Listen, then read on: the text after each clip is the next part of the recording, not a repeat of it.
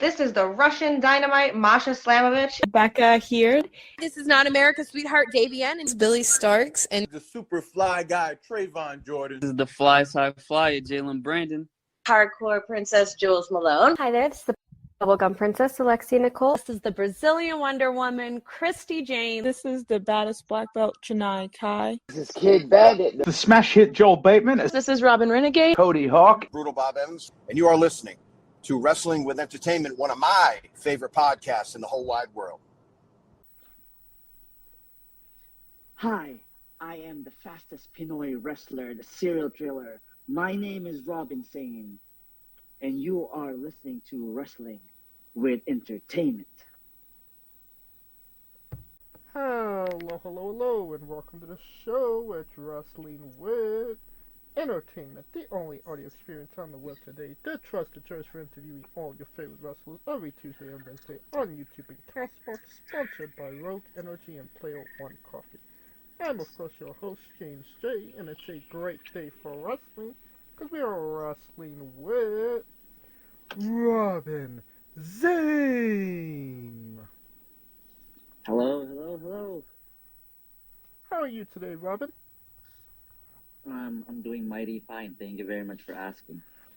Can you tell us what you got coming up next, event-wise?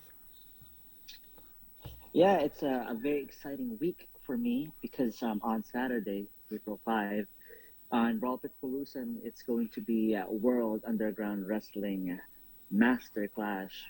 It's going to be me, the fastest Pinoy wrestler, the serial killer, Robin Sane, with Pinoy Suplex, Nigel San Jose, the Speed Breakers.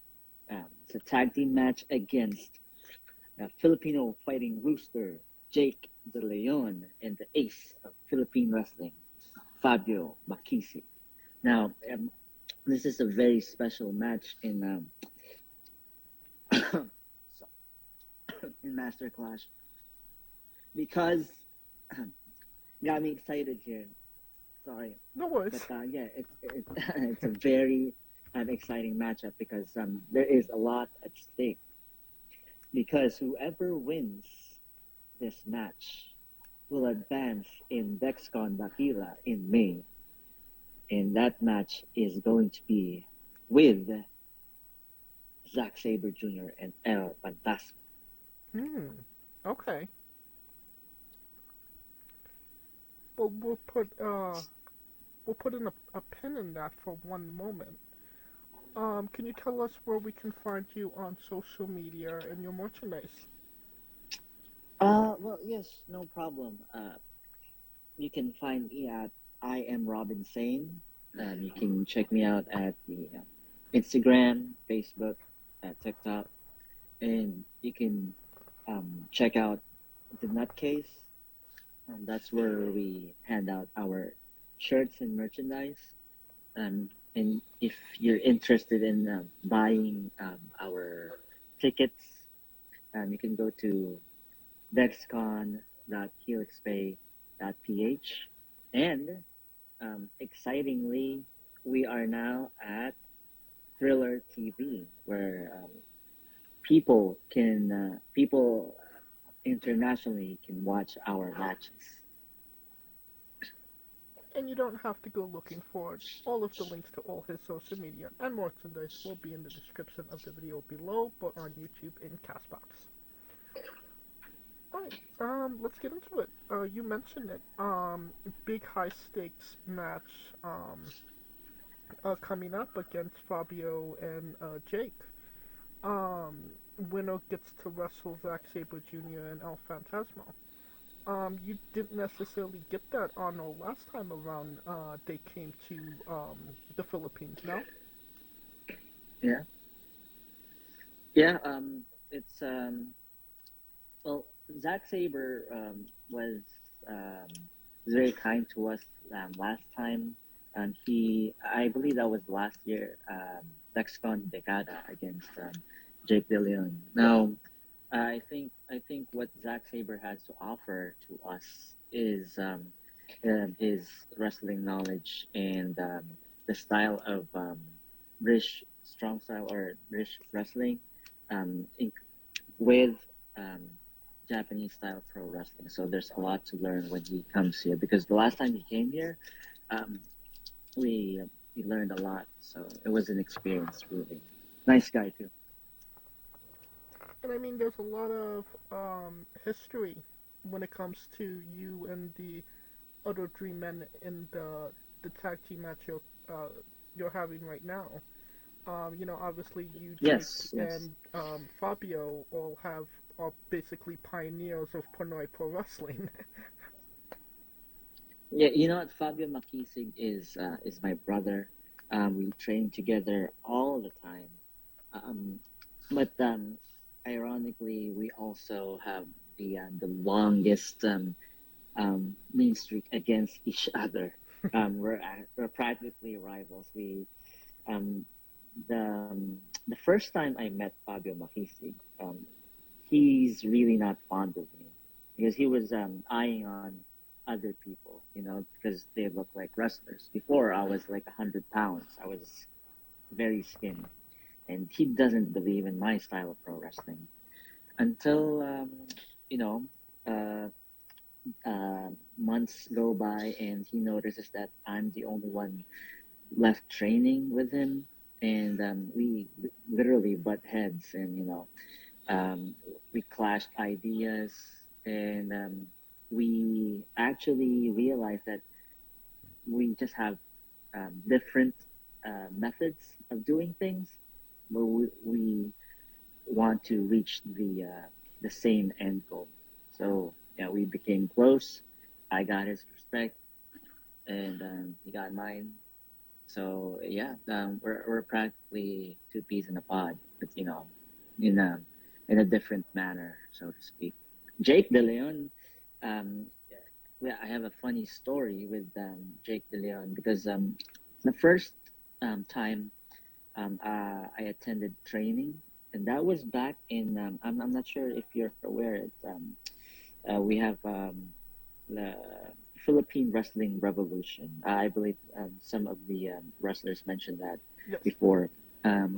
Yeah, 2014, I was on my way to the first Philippine Wrestling Revolution um, boot camp. No, I don't think it's a boot camp, but yeah, it was a training day, the first training day. So I was in a bus, and the first person I saw was Jake De Leon, out of coincidence. So I think that was great, and yeah, we also have some history with each other. Uh, I have the most pettiest gripe that he is number one, because before I was close, I was um, I was the number two guy. I was always the number two guy, never the number one. He's always the number one guy. Now I'm always the number two guy. And now things change. A lot of people are on that spot, but still, my goal is to prove to Jake De Leon that I can hang and be number one in the country.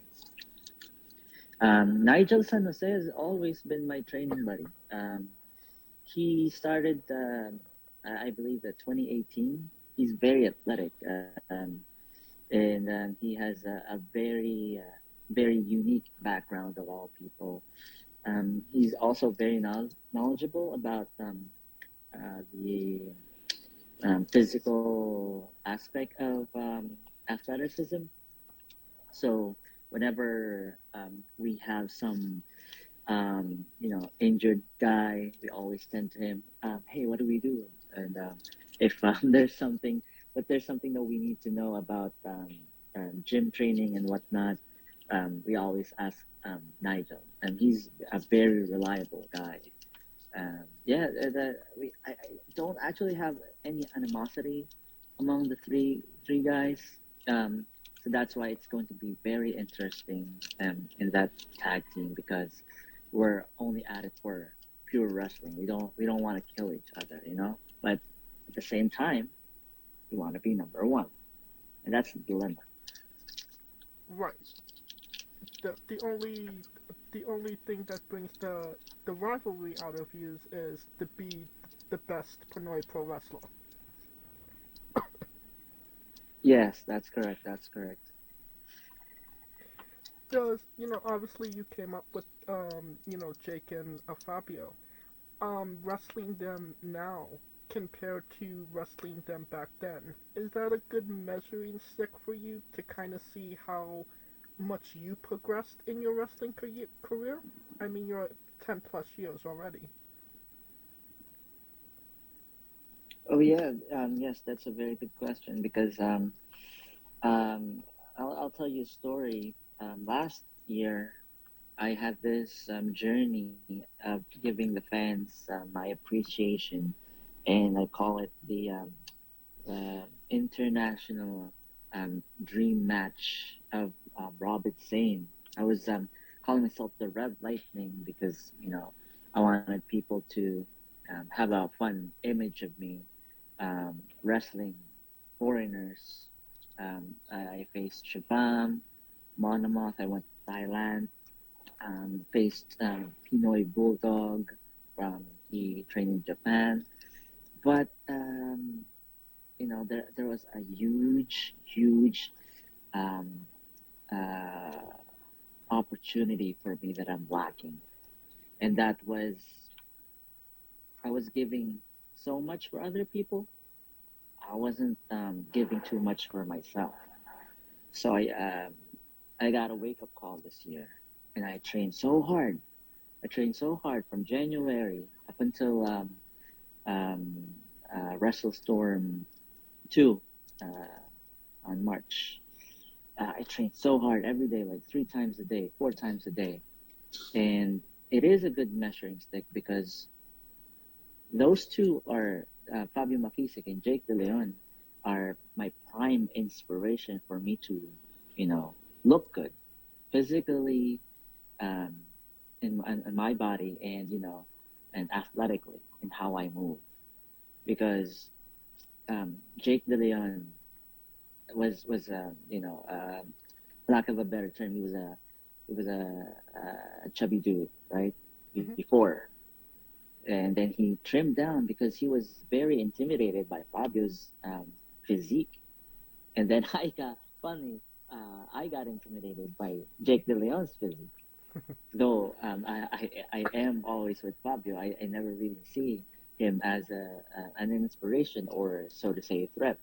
But when Jake De Leon trimmed down and he was like, his body was golden, and I was like, you know what? I'm gonna work out for real. I'm gonna get a nutritionist. I'm gonna get myself a gym coach, and then I was ready. I got the best shape of my life, 2023, 2024, and then I said, you know what? I'm ready to level up. I'm ready to give more to myself, so that I can give more to the fans. Do you know the saying? In order for you to love other people, you have to love yourself first. Yes. So I was able to get a wake up call only this year that hey, you're not giving enough for yourself. Try to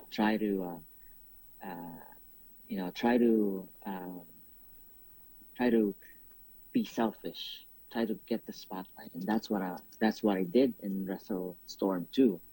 So now we're in Thriller TV. I want to show that I am better than Jake De Leon. I am better than Fabio Makisig now. Yeah, maybe 2022 to 2024, they are the aces of Philippine wrestling. They are chasing to be number one, but I'm here. That's why I call myself Fastest Pinoy Wrestler, because I am the fastest Pinoy wrestler. And, I would like to show people that it's no longer the conversation between Jake De Leon and Fabio Makisig anymore. It's a conversation between those two and Robin Sane. And I really want that match against Zack Sabre Jr. and El Fantasma if we win, because I have to tell you, as here in Wrestling with Entertainment, I listened to the podcast, and they are very confident about themselves, and I'm just developing that I'm just bringing back that confidence that I had before this year. So I'm not saying that I'm going to lose. I'm saying that I'm up against these two guys that they're sure that they're going to win 100%. So I'm going to give my 100% to them, even if it means that I'm going to be up against those two alone. I'm not saying Nigel San Jose is not going to help me. I'm just saying that I'm ready to, have a fist fight with both of them alone. Yeah. So, yeah, it's those guys are strong, but I'm gonna come up to them stronger. Hell yeah. Now, keeping up with, your relationship with Fabio, him, and Mr. Lucha, you founded Manila Wrestling Federation.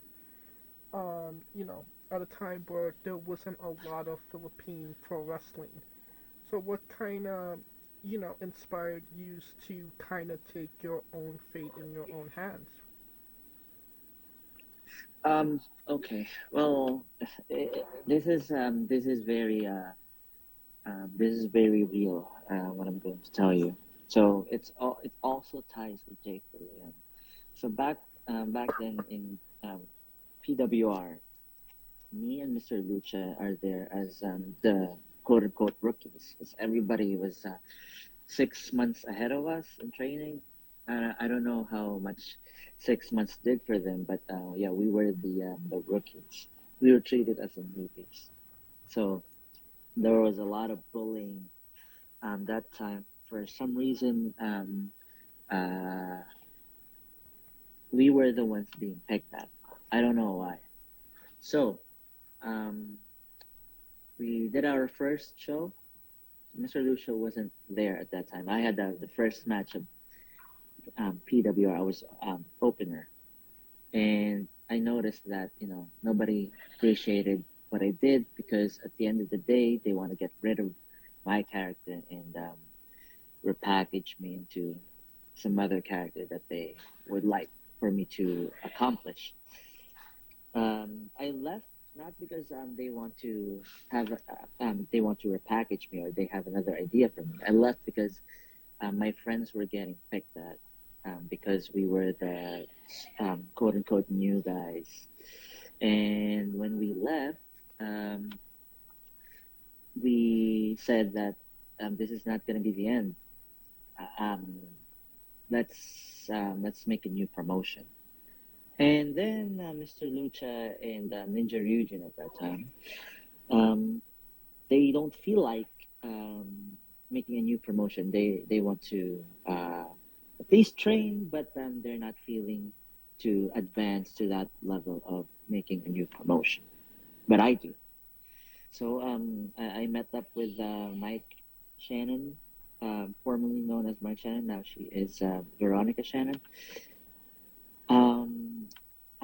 I really bugged her so that we can make this possible. But I don't want to get the burden, well, for a lack of a better term, burden, to be the president of Manila Wrestling Federation. So Veronica is the assigned president. So long story short, we were getting ideas for Manila Wrestling Federation to start, and then we kept training. Gym after gym after gym, because we are getting kicked out. They said wrestling is not welcome here. It was like maybe 20 gyms, 15, 20 gyms that we trained at, and we were really not that welcome until we stumbled upon this gym.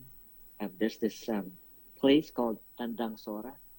The gym is called Elorde. And that gym we had few trainings, and then we met Fabio Makisig online, and then we met up with him.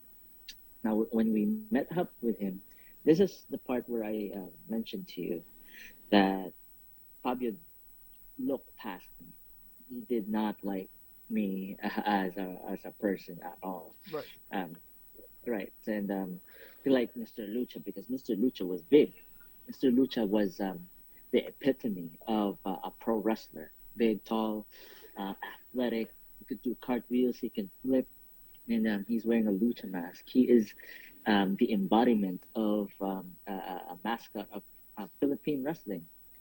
And I was the guy, the high fly guy, the mark, the indie guy, the guy who knows a lot about pro wrestling, yada yada yada. But I was the consistent one in training. Mr. Lucha, ironically, is the one handling the business side.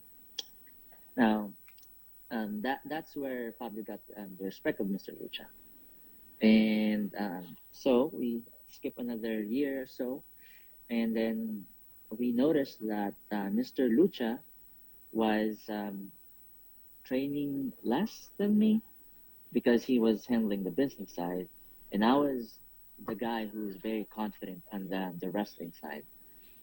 Mr. Lucha was supposed to be the John Cena, the Hulk Hogan of the company, and Fabio Makisig was always the foil of things. He was against the man, the system. So he was the villain of the Manila Wrestling Federation.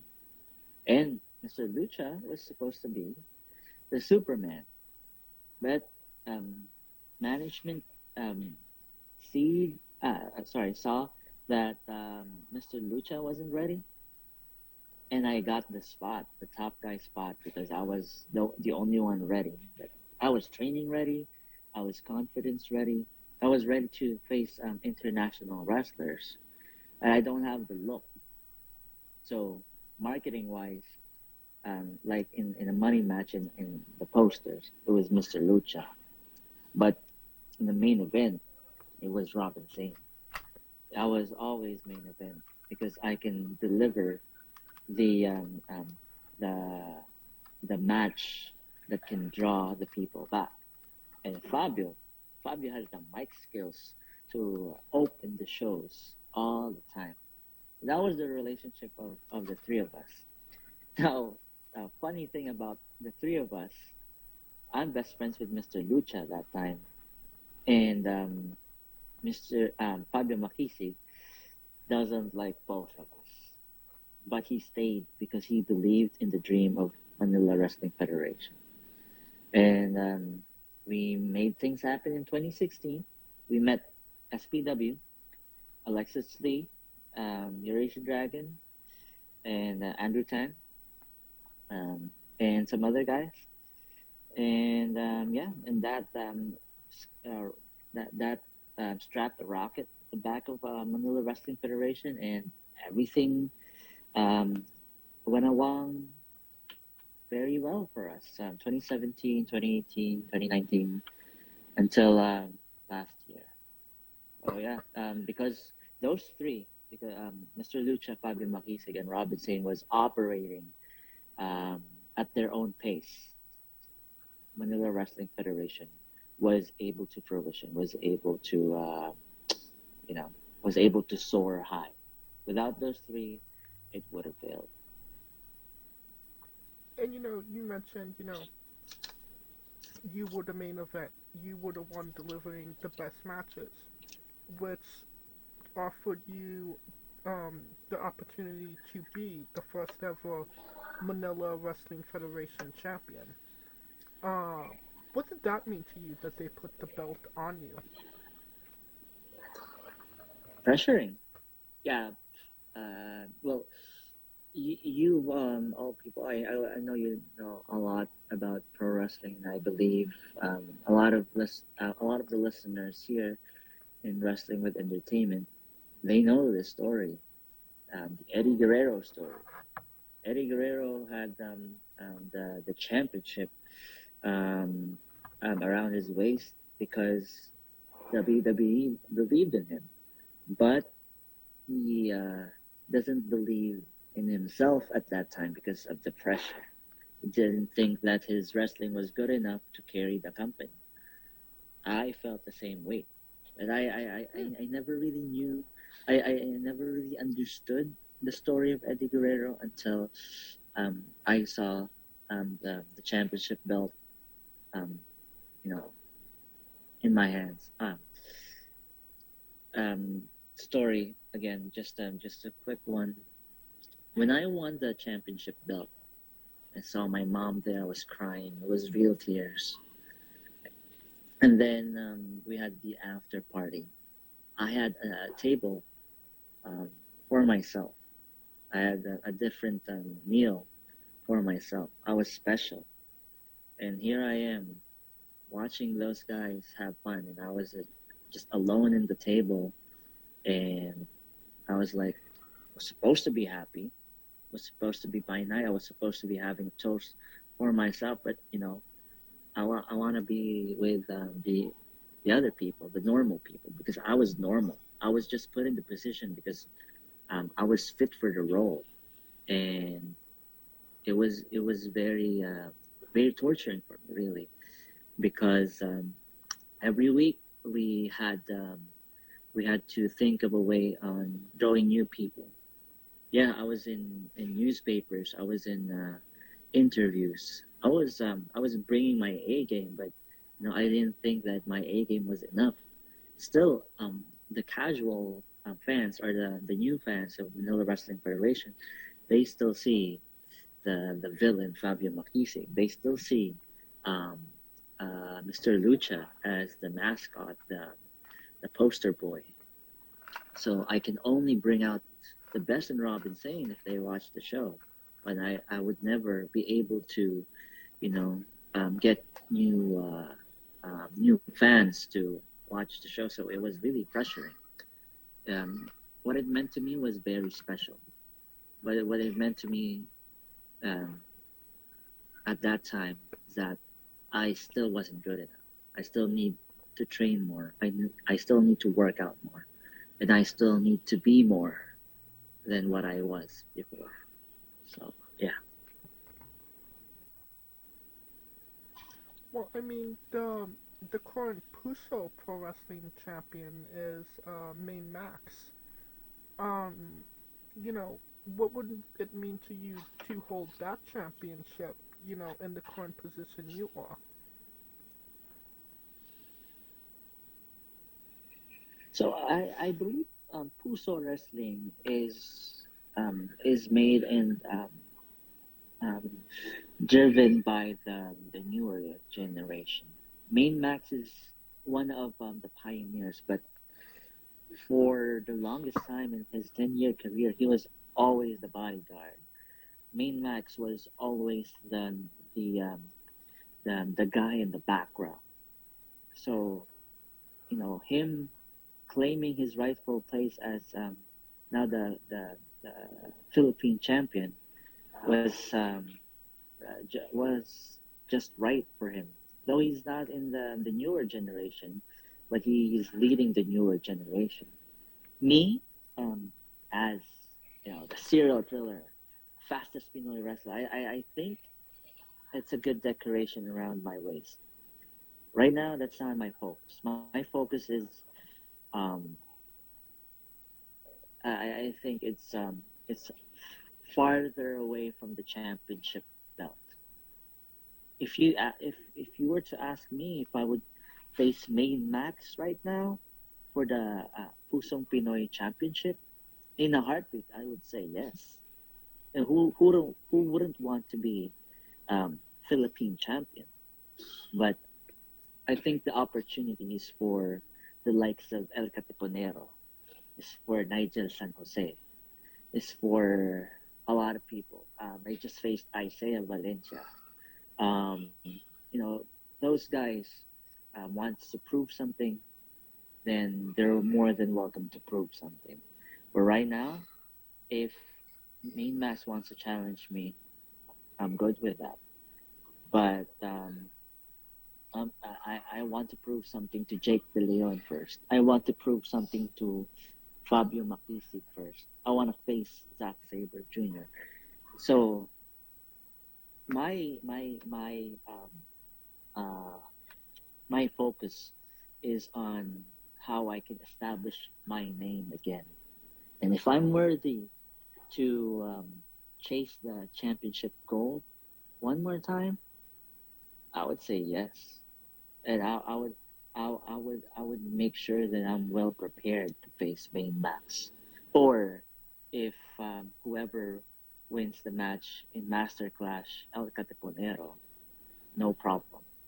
But right now, I'd say main match.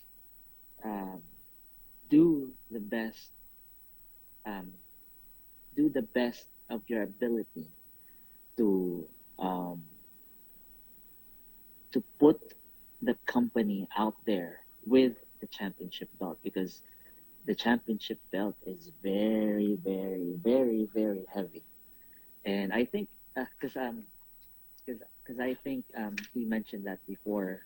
Um, he never knew that being a champion is a huge responsibility. So right now, I'm ready for that responsibility. Just that it's on my folks right now. I got you. How do you feel Pinoy Pro Wrestling has progressed from, the PWR, Manila Federation days to nowadays, Puso, Dexcon?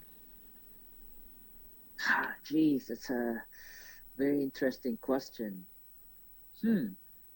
So, I think culture-wise, everybody has matured, because in the PWR MWF days, everybody was like acting as if they were in high school. You know, we operate as if we absolutely don't know about the wrestling business, but we're just doing things on the fly. Sure, there's a lot of people guiding us, but the experience really has an answer for everything. Now, I would also address FPW, and they're I think they're mature. They've matured as well, because their direction is in a totally different level. So Puso, Dexcon, World Underground Wrestling, we are also matured enough to say that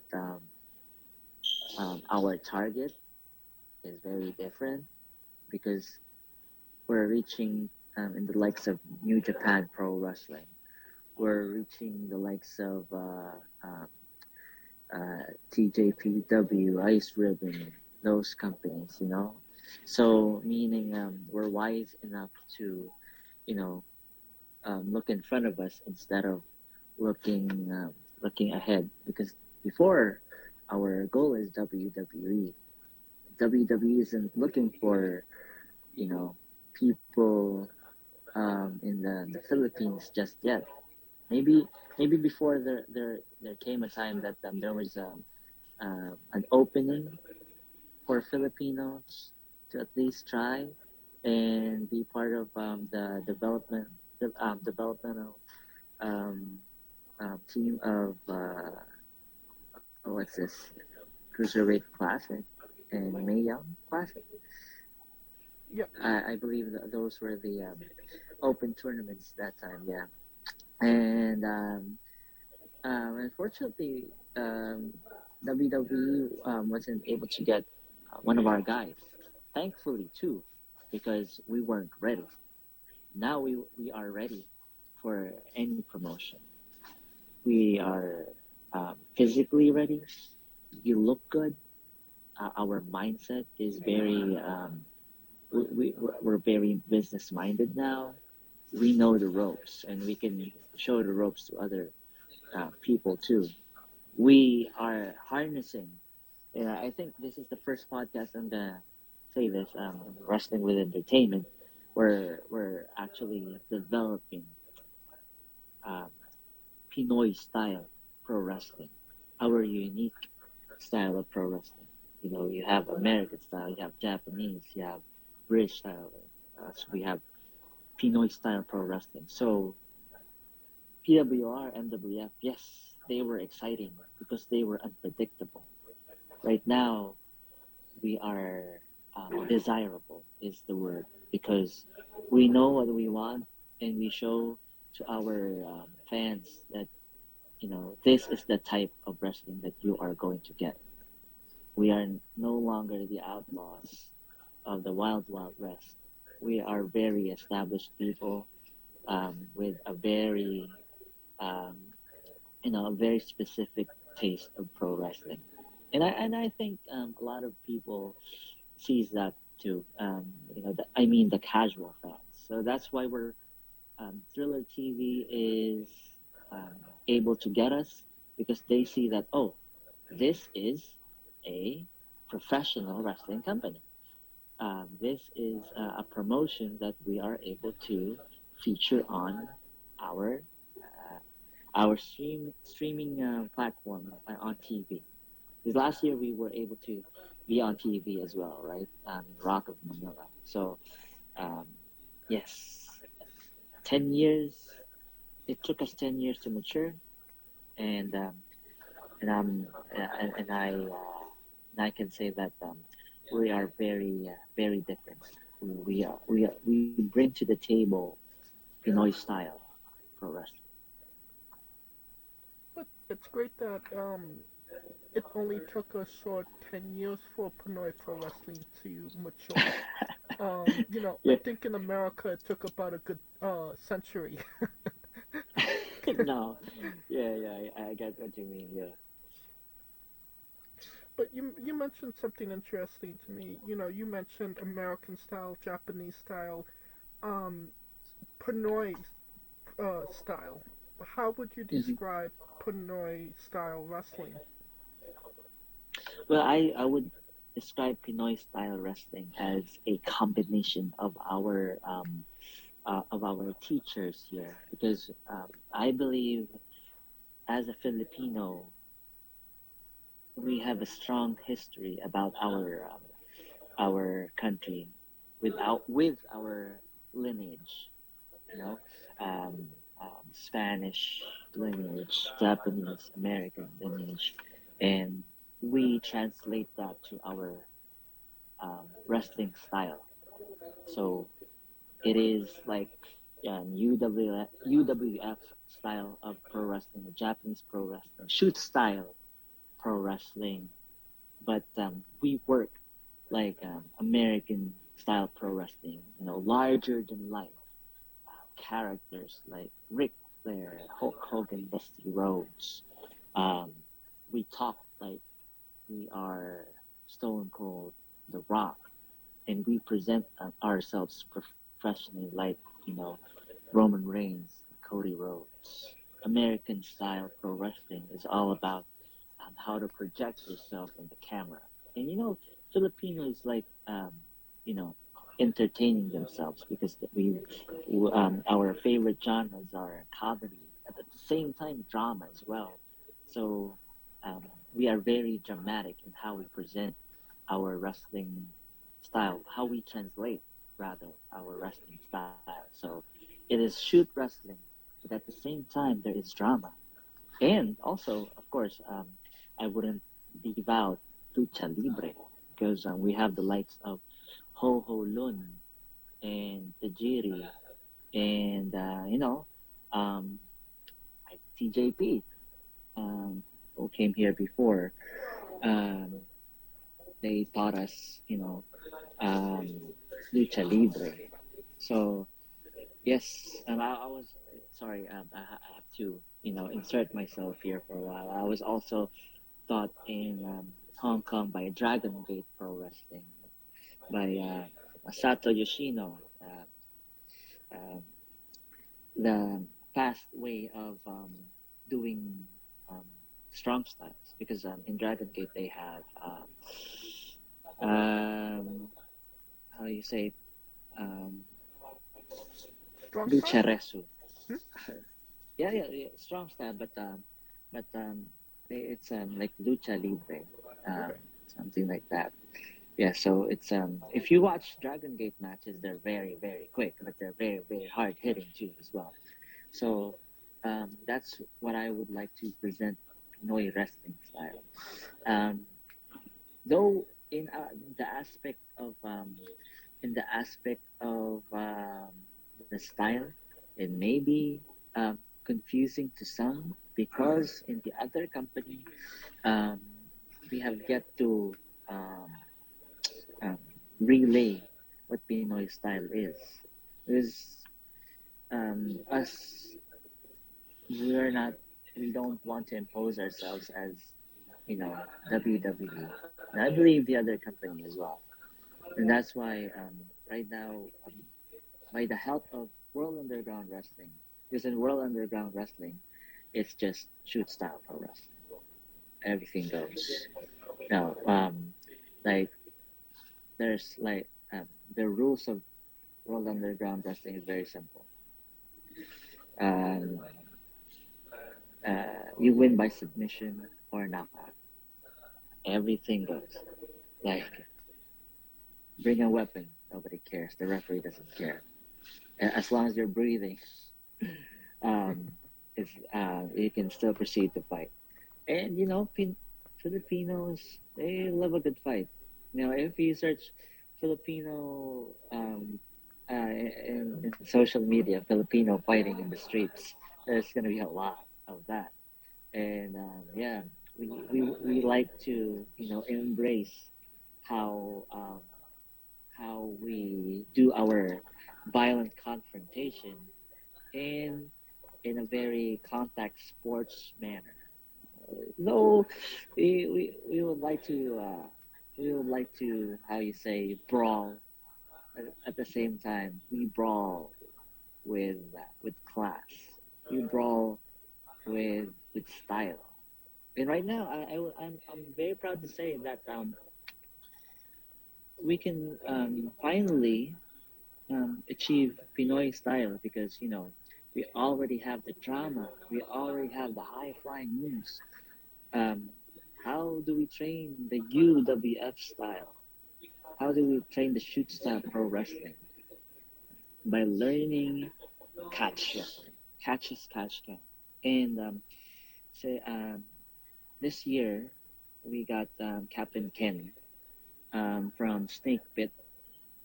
He is trained by none other than Billy Robinson. Mm-hmm. So he is training us with catch as catch can, and safe to say that it is familiar on how we do our training. So we are very at home. As before, we said, let's try jiu-jitsu, let's try boxing. Maybe we are able to present our style that way. But we found ourselves motivated to present Pinoy style by the use of catch as catch can, because nobody does catch wrestling anymore, especially here in the Philippines. So you would expect catch wrestling, shoot style pro wrestling, but you would be surprised that we do lucha libre. A very exciting thing. I can't wait to translate more Pinoy style pro wrestling, especially now in my match with Fabio Makisig, because he is the spearheader for Pinoy wrestling style. Because we thought of that, we should have our own style of Pinoy wrestling. Isn't that exciting? Yeah, absolutely. Oh, you mentioned him, Ho Ho Loon. You've had multiple matches with Ho Ho. Could you tell us about your experiences wrestling him? Okay, so this is my thing with Ho Ho Lun. Ho Ho Lun is my sensei. He is my mentor. He has taught me a lot of things business wise, and in the wrestling aspect, he is the reason why my style is my style right now. But in the grand scheme of things, I have a lot to prove to Ho Ho Lun. Not because we butted heads with each other back in the MWF days, but because he's now in Dragon Gate. I have my list of promotions to to work with, Dragon Gate is number one. It's my dream, my goal to be in Dragon Gate. But I believe Ho Holun has his reservations for other people, and he says, "Oh, um, Dragon Gate is not looking for somebody like Robin Sane right now." And that was a long time ago. I don't know if they're interested in me nowadays, but yeah. But Ho Holun is not just my rival. He is actually a friend because for the longest time he has helped our roster or our guys, our wrestlers, to develop a style which we can be confident um, doing. Because I don't know, for some reason, when we learn new styles, we always hesitate. But Ho Holun has a way of teaching, you know. It's always fun to be in a Ho Holun wrestling seminar. It's always fun learning new things from Ho Holun because it's like just talking with a friend. It's not talking with a teacher or a sensei. It's not pressuring. But he will actually give you a really good sweat. That a lot of things we've learned from Ho Lun. I have nothing bad against him. Sorry, I have nothing bad um, comments about him. Um, he is my inspiration to be better um, in wrestling, in everything, business wise, style wise, physique wise, look wise. So I have all my thanks to Paolo. He deserves his flowers in Southeast Asia because he has helped Southeast Asian wrestling so much, and I don't know if he's given enough credit for that. But I'm gonna say it here. Paolo has elevated Southeast Asian wrestling. There. Oh, without a doubt. Um, Another name you've been in the ring with, a founder and pioneer of his side of pro wrestling, in Singapore, Eurasian Dragon. Um, from Yes. what I've heard from Eurasian, you are still very much in contact. No? Yes. Eurasian Dragon is now in a ring of rebirth, and he is doing a lot of things there, business wise. Uh, he has a very interesting career in multiple champion. He is what Mr. Lucha is supposed to be. He presents himself well. Um, and when you talk to him, he's a very chill guy. Um, very, yeah. And Eurasian Dragon is a friend. He's also my mentor, and also Eurasian Dragon is actually um, one of my roommates in Malaysia, in my PW. So yeah, I miss the guy. Yeah. Maybe there's an opportunity to take a trip down to Ring of Rebirth. Hope so. Yeah, you're right. Right.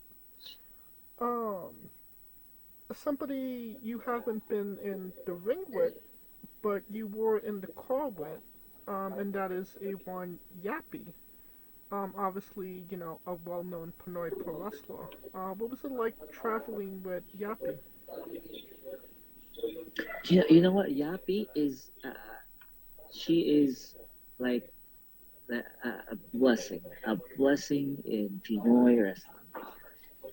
Back then, I knew Yappy when she was new, and I never really got into contacts with her until she came here. When was this? 2023, with Tajiri.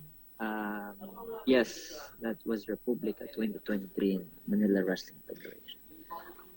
and she is just a blessing because uh, she introduced us to the business like no other people there, because she is handling Ice Ribbon's roster very well. She is like the senpai there. Now, talent relations aside, she is also a coach. So she trains our Filipina wrestlers too, with their training style. And not only that, um, she is very wise. She's just a wise little person to talk to. Wise because not only wrestling wise, but she is a pure Filipina. She grew up here and continued her life in Japan. So she actually knows how to communicate with Filipinos with Filipino language. I'm not talking about Tagalog. I'm talking about how we think and how we should act and how we should talk to people. Um, so it was a breath of fresh air talking to Yappy because we have the likes of our coach Chili Willie from ECW, the Jiri, like Ho Ho Lun, Andrew Tang, a lot of people, but they do not relate to the Filipino culture, unlike Yappy. So Yappy um, actually knows how to give concrete advice to our Filipina wrestlers and to, of course, to one Fabio Makisig and me personally, because she knows how to handle people and to know to handle a promotion as well. So yes, traveling with her is a breath of fresh air because I sense no I sense no awkwardness talking to her. This is just like talking to a longtime friend that I never really knew. Um, Something like that. And she remembered to bring the gaming cup of ramen, no? Oh wow! How do you know? Wow, you have a very good research team there, or you yourself. That was very good. So okay. I'll give you that. Yeah, yes. Yeah, Yappy did bring gaming um, Nissin Cup noodles, so that was surprising. Okay, I don't know what to say. How did you like mention it to her and she just remembered it, or? Oh yeah, I did mention it once. She's very thoughtful that way. I mentioned it on one time, and then I was surprised the next time she visited. Um, oh, here's your ramen. Oh, whoa, that was like a one-time thing. It was we never really talked about that. I just mentioned that. Oh, hey, I was just joking. Like, hey, bring me a cup of noodles here. Oh, oh yeah. Let's see that's us Filipinos. We're very generous and thoughtful. I think it's time for Robin's Bizarre Adventure. You're a pro wrestler that goes up and down the roads, and weird, crazy, and bizarre things are bound to happen. Can you tell us a road story that fits that description?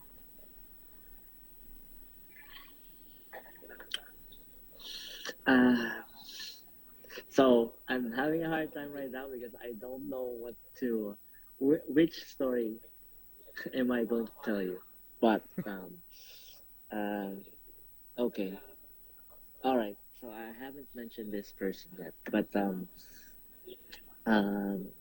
I think this was the craziest that um, I've ever had. Because I'll mention a few just for mentioning, but I'll tell you this one story that I had in Malaysia. Okay. Right, but yeah, in Philippines, it's a lot of crazy things that happened. There were times that there were confrontations with other people outside of pro wrestling. That it almost became a fist fight. Yeah, and there were also times where um, uh, other promotions were involved that also resulted into a fight, like a legitimate shoot fight. There were also times that we were supposed to have this gig with this stunt coordinator. It's a good thing that we weren't able to deal with that person. Um, Not because of that person, but because of the gig that was supposed to happen. There was this time with this person named Gus Queens that mentioning it will bring a lot of stories with a lot of people listening that knows him. But there's this one story in Malaysia, and I think it's safe enough to say this because this is also awareness to the people or to the new wrestlers that's traveling abroad, or at least maybe you're a veteran that's traveling abroad. Be on time because there was this one time that I was in Malaysia. The event Wrestle Nation is the name of the event in my PW, and I was up against Lady Killer from Grapple Max and from Cornelius Lowe from my PW at that time. Event was over. Eurasian Dragon went home, and I was left with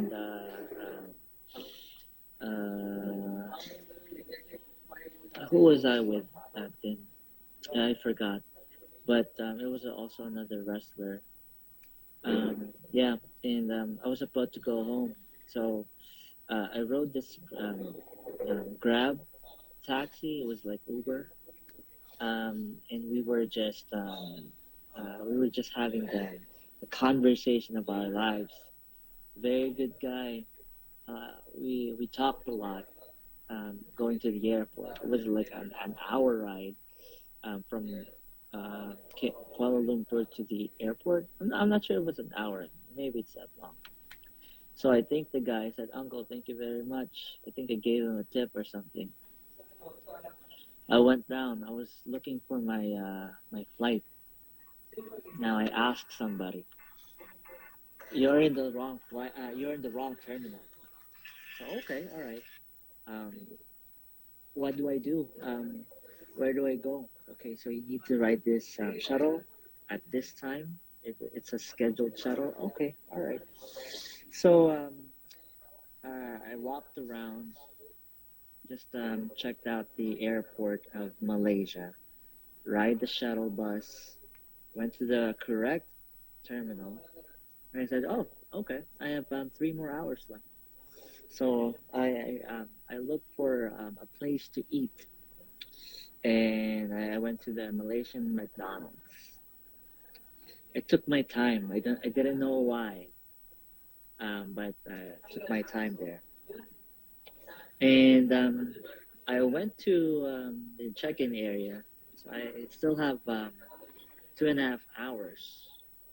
I did not expect that the kiosk um, was well, before we get to the kiosk, I didn't know that there was a long line.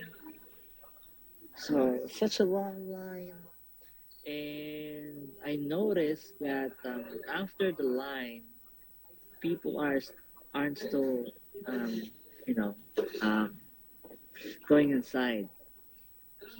So I was thinking, maybe there's something wrong, but I was still falling in line.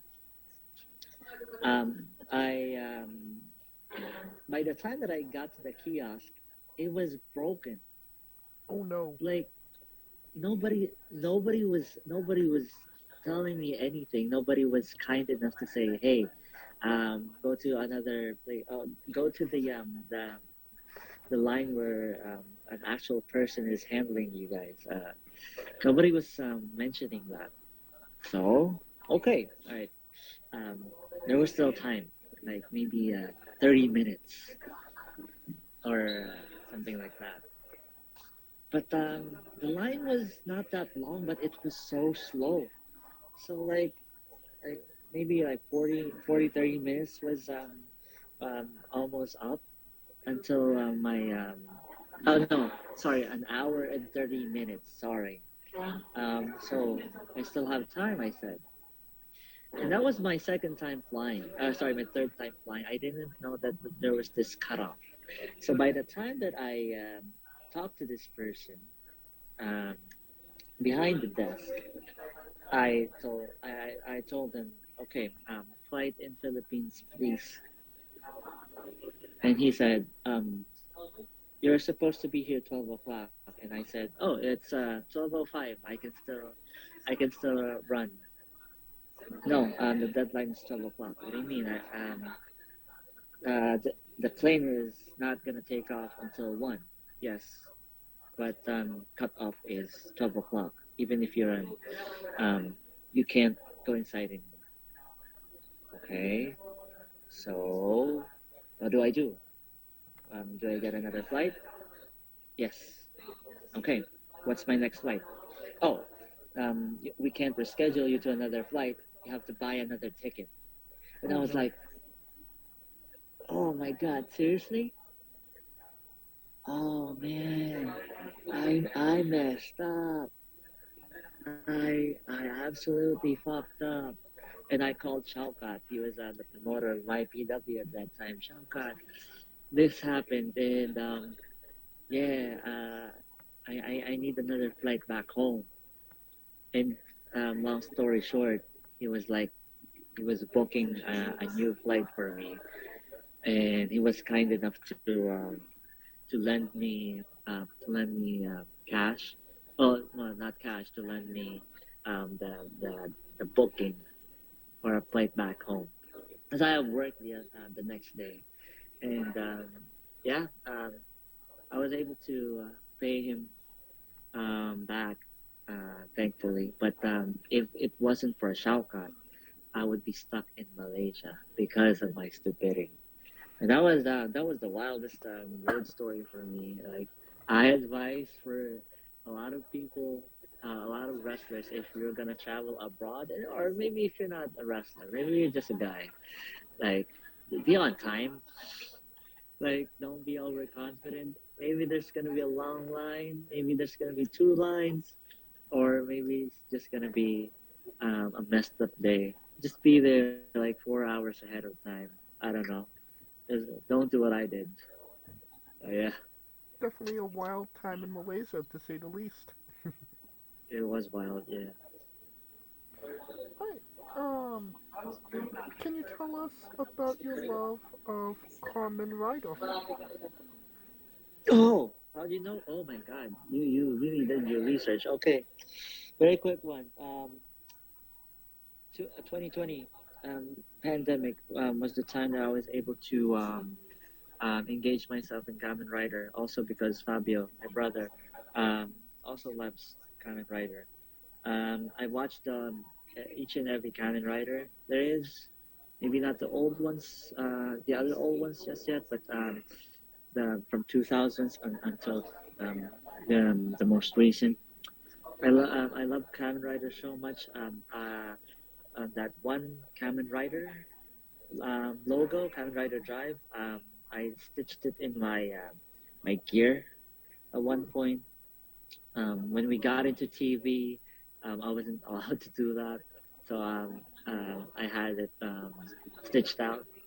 Um, my moves are actually Kamen Rider based. The names, like, I have this shotgun drop kick, Claymore. I call it Rider kick, but that's their finishing move, the Rider kick. So that's my Rider kick, the, the Claymore. So I do a quick run, a running Claymore. So yeah, I call that the Rider kick. So yeah, I really love Kamen Rider, and I wish my ring attire is based off Kamen Riders in the future as well. It's very fun. It's very fun that you know these things. So, thank you. Yes, definitely do my research here. Um, that being said, can you tell us about your tattoos and if there's any significant meaning to them? Yeah, sure. Um, I got some tattoos. Can't say every story about them. Some private. I don't want to involve other people. But I got my tattoos. Um, Fate, because I believe in fate. Fate as in FATE, because I think we're all designed into one story. It's either we break our fate and create another story. So, just like the MCU, you know, um, make our own universe and whatever. But yeah, um, I believe in fate. Sometimes if I meet this person, if I talk with this person, I think it's fate. So yeah, I'm really not surprised talking to you right now because I think we're destined to uh, talk to each other. I got this wing tattoo, one black, one white, because I don't believe there's pure evil and pure goodness with one person. I think it's balanced. Every good person has an evil side. Every evil person has a good side. Things like that. And last tattoo that I want to talk about is um, the Salvador Dali famous elephant painting. So that dripping elephant with the obelisk floating around the back.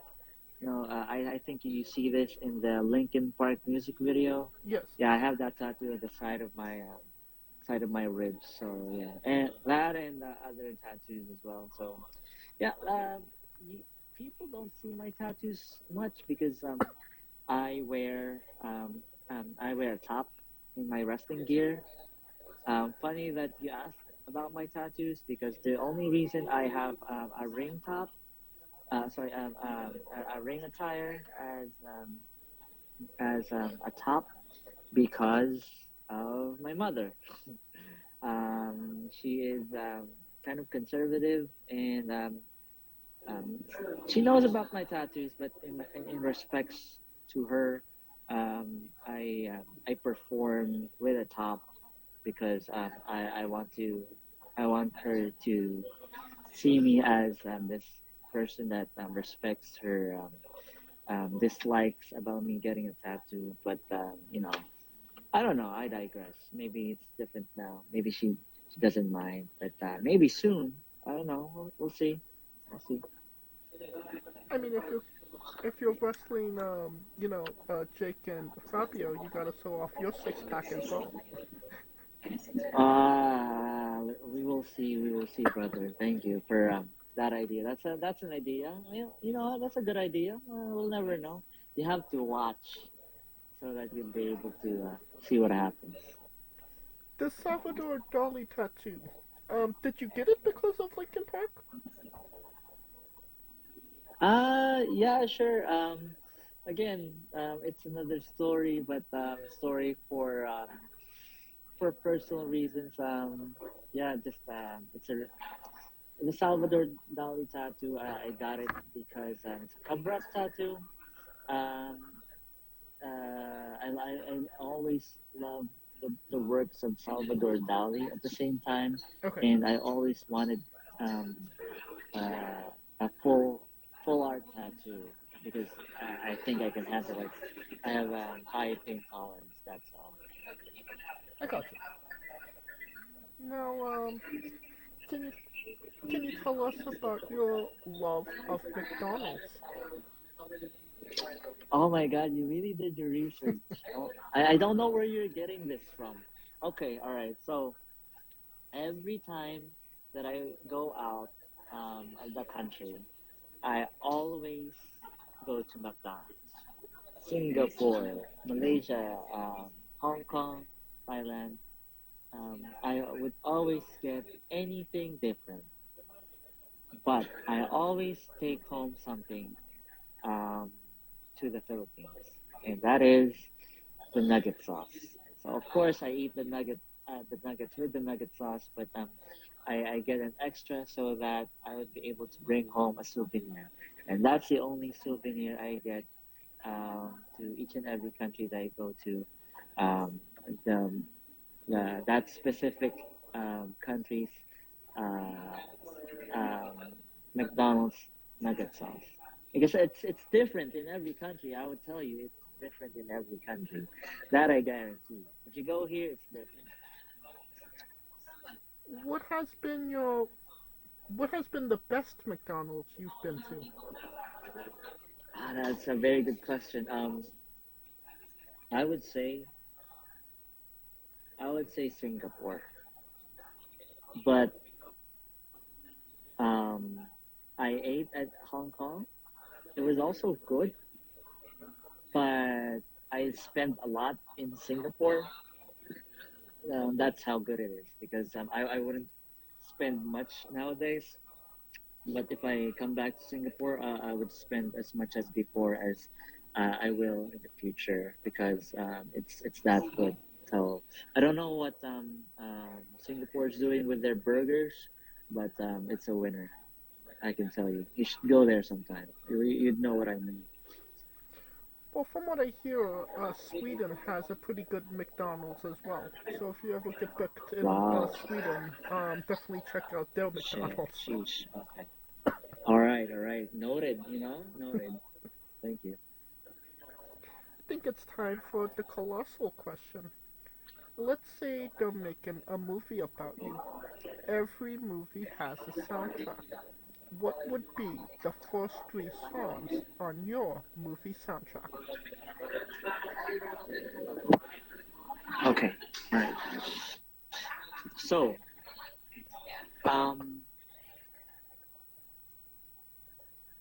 all right. When it comes to soundtrack, I would like to mesh my genre preference. So there's gotta be punk rock there. There's gotta be techno and something of my choosing. So I think something of my choosing would be Linkin Park. I don't know what specific song, but maybe for Point of Authority. I think that's the title. Um, yeah, I think that's the title. Sorry, hold on. Then the next song is something out of Blink 182. So like maybe feeling this because Blink 182 is those guys are my heroes. So each and every band member, they literally saved my life a few times. I it's a whole different story, but yeah, feeling this Blink 182 and what else? Uh, hmm, maybe a hard style type of music because I do Melbourne Shuffle. We are founders of Melbourne Shuffle here, the dance, everyday shuffling, something like that. So I also want to express that side of me in that movie. So maybe hard style music, maybe drum and bass or D&B. Something like that in a chase scene. So if that the movie that's going to be that's the soundtrack of the movie, and maybe there's supposed to be a chase scene because you know me, I'm the speed chaser, formerly known as the speed chaser, the fastest Pinoy wrestler. So there's supposed to be a chase scene, and what better soundtrack that you should put on a chase scene than drum and bass, right? So yeah, so Blink 182, feeling this, as that's the type of person that I am. Um, Drum and bass, nothing specific, just any drum and bass music. Maybe the recent one that the the one that I listen to, or maybe something, maybe my entrance music. It's also drum and bass, something out of a chase scene, produced by Joey Rocky specifically. Shout out to Joey Rocky or Joey Rosas. And Point of Authority because I just love that that song. Been loving that song since I was a kid. Maybe that's gonna be the end credits. The end credits in Transformers. What's the end credits in Transformers? Yeah, that song. I forgot the title. So maybe that's gonna be my I believe it was end credits song. What I've Done. What I've done. What I've done. Yes, that's right. Yeah. Great song. Yeah. Great song. Great band. Yes. Yep. Rest in peace, Chester. Oh yeah. A solid 3 picks to say the least. Now that we have the soundtrack down, everybody knows you get the soundtrack first. Then you write the script, and then you go to casting. Who plays you, and you can't say yourself, because you are obligated to make a Stan Lee-esque cameo. Okay, all right. So, do I cast people? Yes. What actor would play you? I don't know what actor would play me. I don't know. I'd say there's no other. If I'm going to be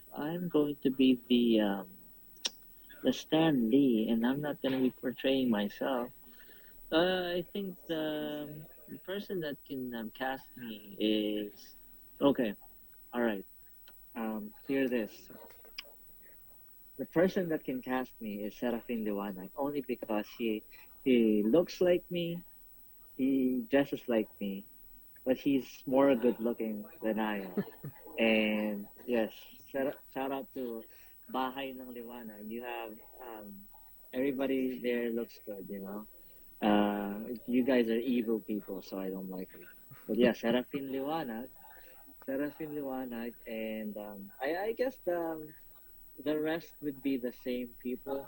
You know, if Fabio Makisig is gonna be there, who else is better to cast Fabio Makisig than Fabio Makisig himself? Um, yeah, yeah, yeah. I think that's the only person. Maybe Serafin Liwanag can be cast as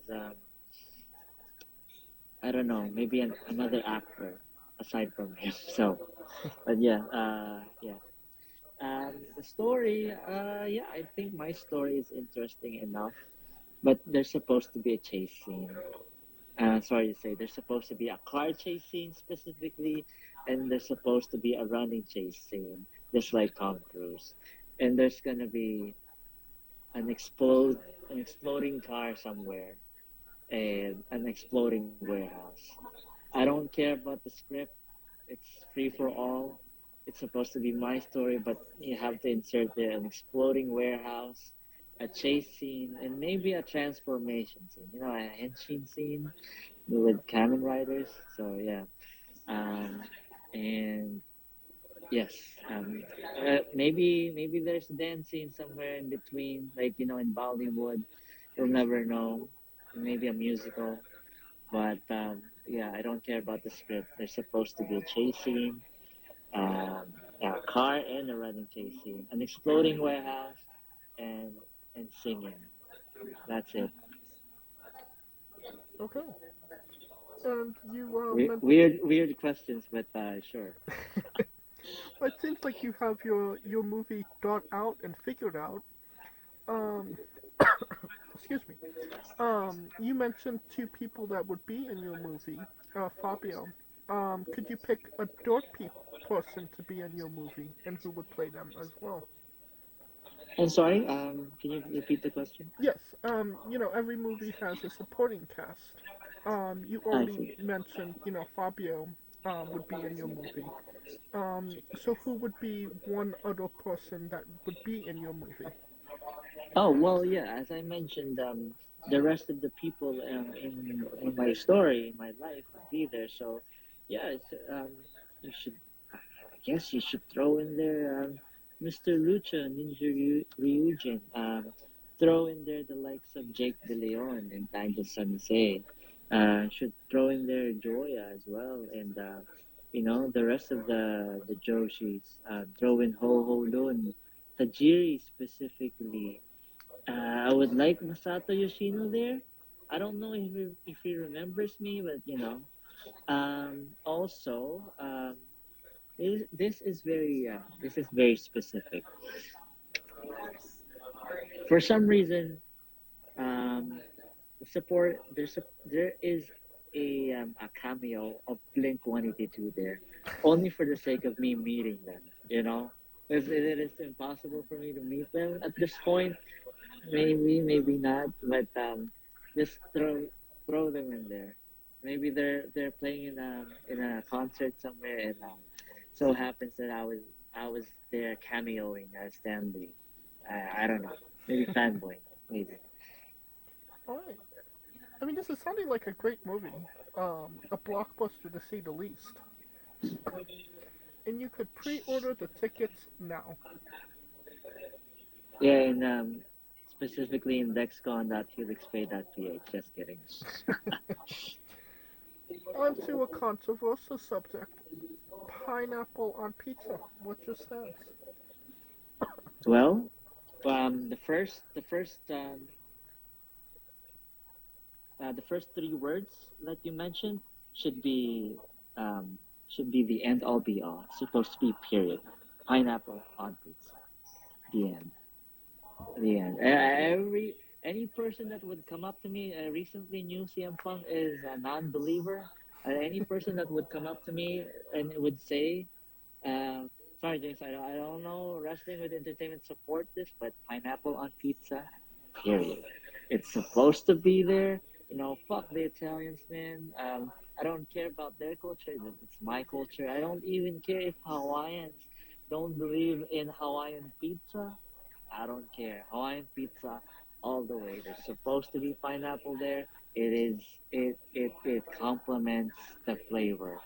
And any person that would come up to me and say, I don't believe, we're going to have a fist fight, like a bare knuckle fist fight at the back of no, at the streets. Like, you don't believe in pineapple pizza? Oh, I'm ready to go. Anytime when you are. Okay. So we are very pineapple on pizza. Very, yeah.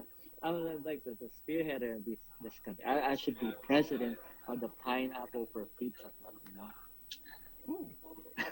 I mean, there might be some competition there for the people that are strongly for it, but Okay, all right. we've had strong opinions about it, for sure. Oh wow, What's your spirit Pokemon? Scissor. Okay. Scissor. He's red, he's fast, he's a metal Pokemon. Yeah, Scissor. Now, weirdest question you'll be asked on a wrestling interview, hopefully. Would you ever consider wrestling a Rock?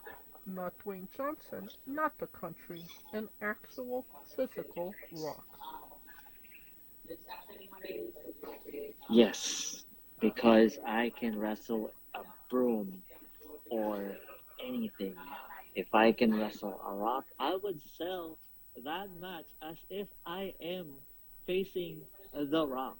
And I promise you that is going to be a money match with people coming because I'm in a poster versus the Rock. They won't know if it's going to be the Rock. It's just going to be Robin Sane, Fastest Pinoy Wrestler, Serial Thriller versus the Rock. They won't know if it's the Rock, but I'm going to promise you here in Wrestling with Entertainment that it's going to draw. It's not going to be a fun match. It's going to headline. There are going to be multiple matches, and coming coming along the lines of Robin Sane versus The Rock, they would probably stay there or leave, but there is going to be a main event versus me and The Rock. So you're going the I full... don't know. I don't. Oh, continue. Go ahead. Sorry. No, I cut you off. No, I don't care what size it is. I don't care what color it is. I do not discriminate. It's going to be The Rock. It's going to be any Rock. So you're going the false advertisement route. I'm wrestling The Rock. Oh, Not, not, oh well. not If this specifically. is the weirdest question, well, if this is gonna be the weirdest question, this is gonna be the weirdest answer. It's not false advertisement because I mentioned that I am going to be facing the hardest match of my life. It's going to be brutal because it's going to be none other. It's going to be no other match I've experienced before. It's going to be me versus The Rock. I don't know. I don't know. Go ahead. Sorry. No, continue. No, no. This is me bullshitting you at this point. I don't know what to say anymore.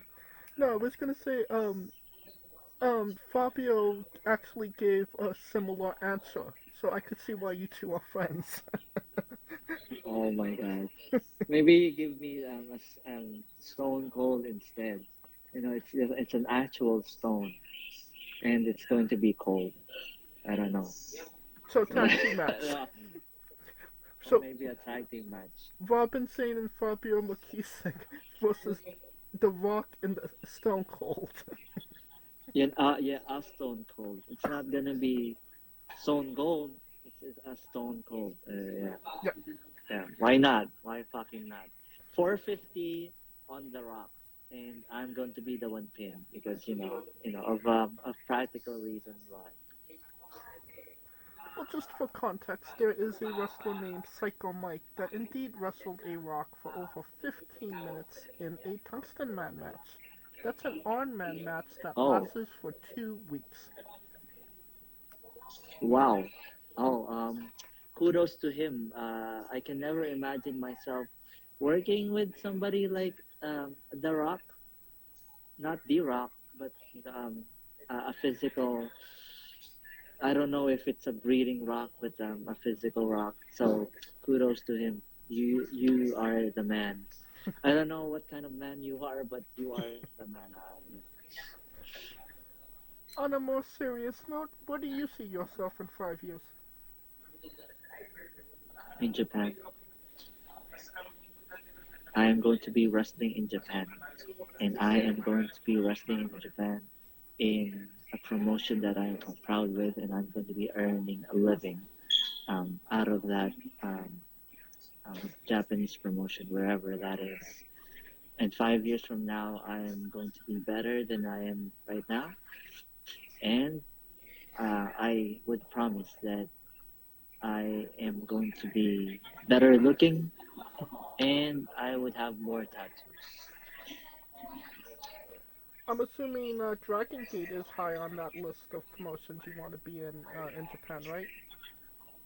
Yes. Yes. Now, what is a match people should see that they should go out of their way to see that best shows off what you are all about as a pro wrestler?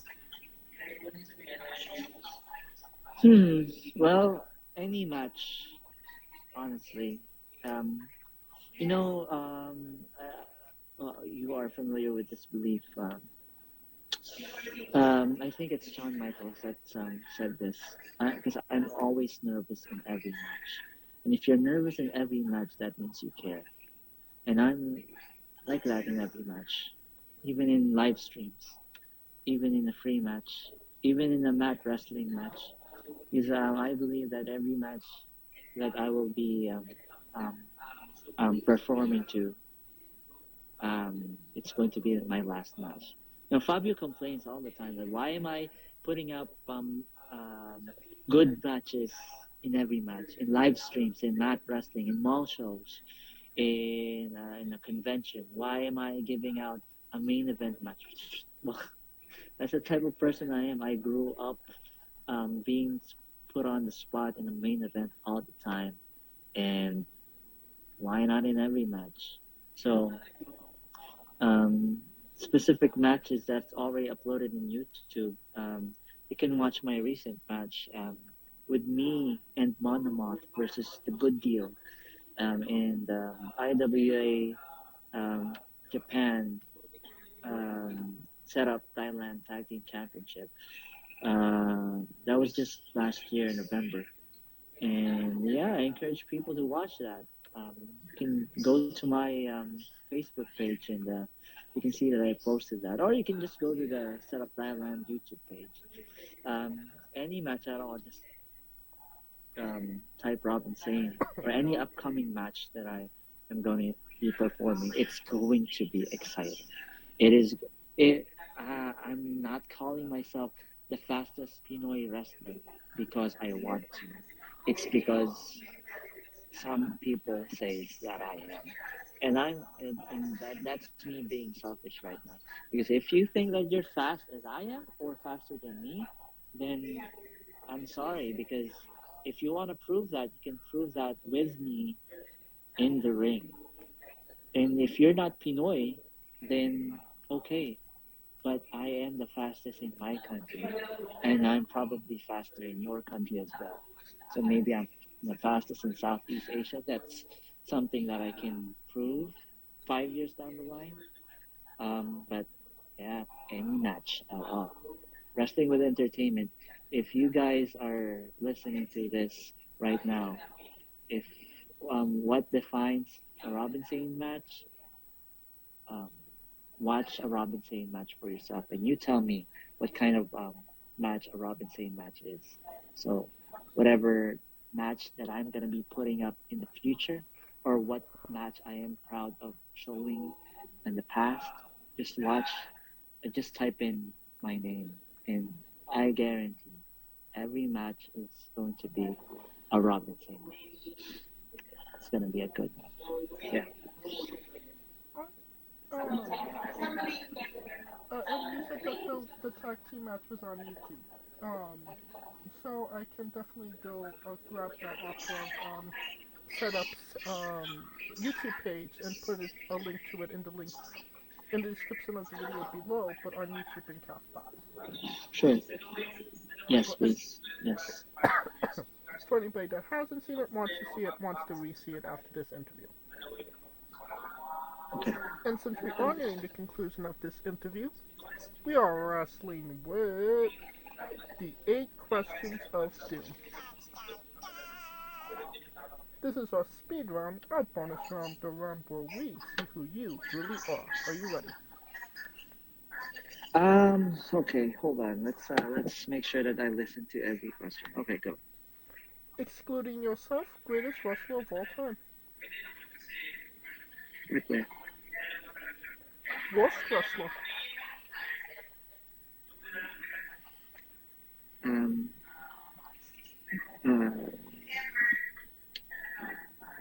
Blue.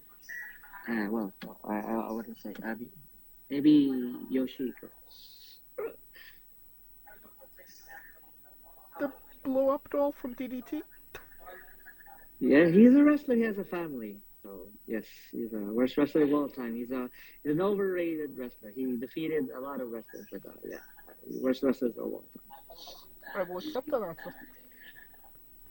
You're main eventing WrestleMania for the World Championship.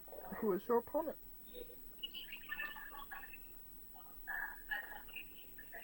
Seth Rollins. If you could come out to anyone's entrance music, past or present, who would it be? Jeff Hardy. Which No one? words. No more words. No more words. Yeah. No more words. Yes. Finish the sentence. Kayfabe is... Kayfabe is misunderstood. We would have also accepted taste great on toast. Can you repeat the question? Oh, we would have also accepted taste great on toast.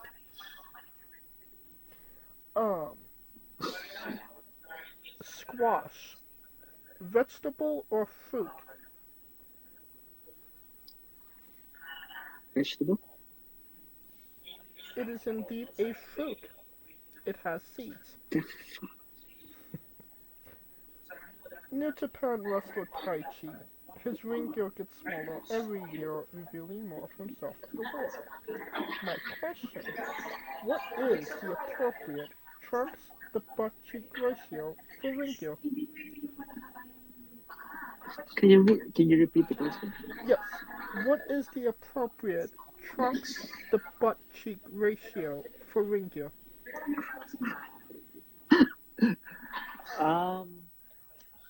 Can you give me an example of the size, the ratio?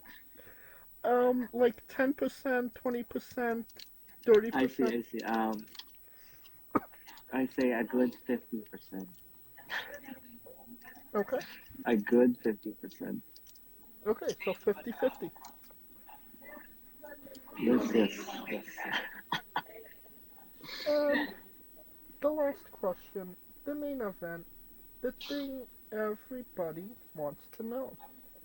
Have you ever had a conversation with a stranger in a supermarket about Darby Allin? What the hell? No. And that is the correct answer. And that will conclude this interview. Thank you so much for coming on and doing this with me. All right, I really appreciate Wrestling with Entertainment. Thank you very much for having me. Again, Masterclass on April 5. You can watch this on Thriller TV. But if you are here in the Philippines, you can go to dexcon.helixpay.ph, or you can just go to the Dexcon page for the tickets and the packages. Please watch me with Nigel Sansi, Pinoy Suplex. We are the Speed Breakers versus the Dos Alas, the Aces of Philippine Wrestling, Fabio Makisig in the Pinoy Fighting Rooster, Jake De Leon. Thank you very much for the questions.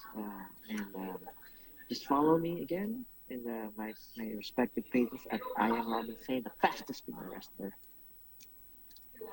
Serial Killer Robin Sane. Absolutely. And you don't even have to go looking for it. All of the links to all his social media will be in the description of the video below. But on YouTube and Castbox, simply click the link. A new tab will appear on whatever device you are on. You have no excuse. Give him a damn follow and buy a damn shirt. Of course, thank you for listening. If you like what we're doing, please like, subscribe, comment. But on YouTube and Castbox, this was sponsored by Rogue Energy and Player One Coffee. Join us every Tuesday and Wednesday for new incredible interviews, and follow the show at Wrestling both on X, Thread, and Instagram for information on who we're interviewing, when we're interviewing them, links to those interviews, and so much more. Follow me personally at JamesC993.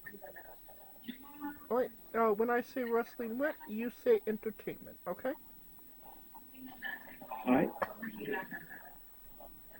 For our special guest, Robin Sane, Kaliko Yacht, Scooter Dust, I'm James J, and this has been Wrestling with Entertainment. Hey folks, this is the Colossal Mike Law, and you are listening to Wrestling with Entertainment. Enjoy the show, support these guys. We appreciate it very much. We'll see you at ringside.